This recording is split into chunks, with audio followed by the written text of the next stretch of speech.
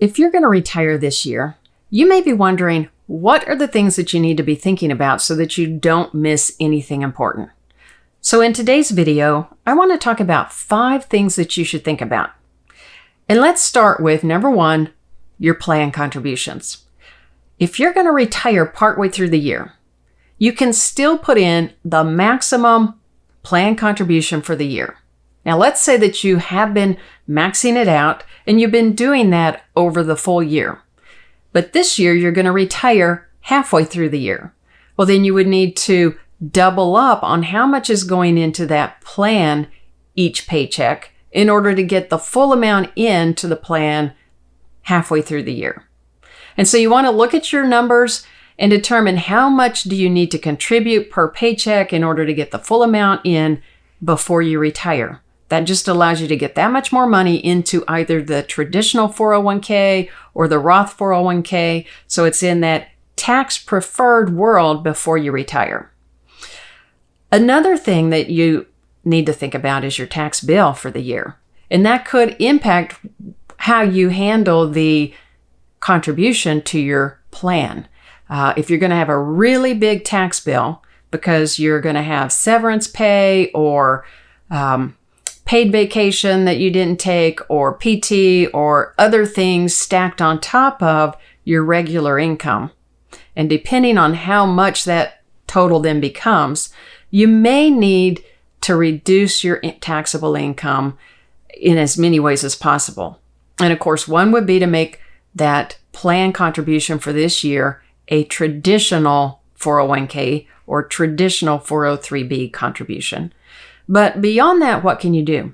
Well, one thing you could do is itemize your deductions. You could double up on as many deductions as possible, such as your property taxes. And then you could also double up or even more than double up on charitable contributions. If you're somebody that's charitably minded and you're going to be able to use the standard deduction in future years after you're retired because your income is not going to be as high as it is in the year of retirement, then you could choose to take 1, 2, 3, 4, 5, however many years of future charitable contributions and put them into a donor advised fund this year, get the deduction this year, reduce this year's income tax, and then send the money to the charities as usual out of that donor advised fund while you're also just using that standard deduction in those future years against the income that you'll have then. That could help you save a lot of taxes by looking at that this year. Now, it's very important if you're over 65 and you are contributing to a health savings account that you stop the contribution before you retire. And you need to actually stop it 6 months before you're going to go on Medicare or at age 65.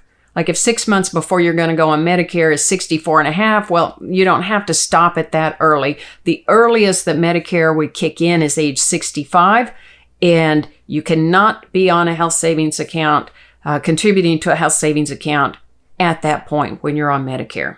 Now, if you're past age 65, let's say you're 66 when you retire and then go on Medicare, Medicare is going to give you 6 months retroactive. So they're actually going to start your Medicare at 65 and a half, even though you didn't apply to be on it until age 66. And so you would have to have your health savings account contributions stopped at that age 65 and a half in order to not be contributing when Medicare is covering you. The other thing to think about if you're a little bit older when you retire is, are you already required minimum distribution age? Did you keep working because you really loved working and now you're at required minimum distribution age and you're going to retire and you have money in a 401k? Well, because you have been working, you haven't had to take any required minimum distributions from that 401k, but in the year that you retire, those required minimum distributions have to start. And so you would have to take a required minimum distribution for the year of retirement if you're of that required minimum distribution age. And if you don't take it in that year retirement, you're allowed to take it as late as April 1 of the following year, but then you would still have to take a required minimum distribution for that year, which means you would have to double up. That might make sense if it's a small 401k and you've got the rest of your tax-deferred money is elsewhere.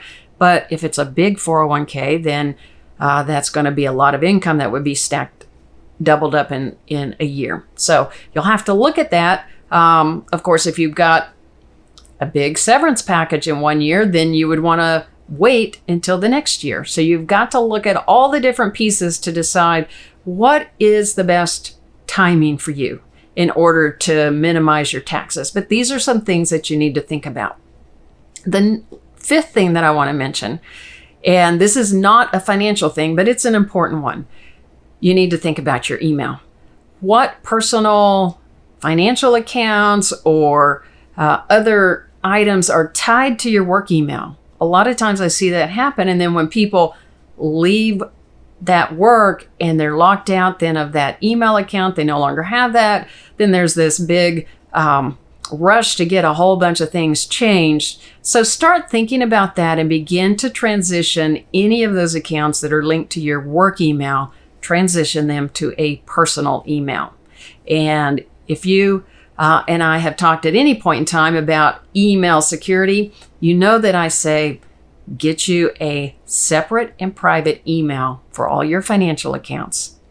Don't tie it to one that you use for everyday stuff or email friends and family.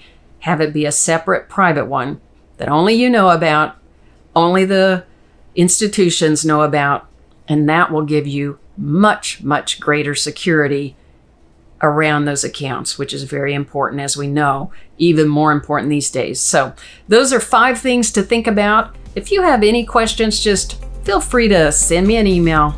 I will answer you because I want you to be on your best path in your retirement.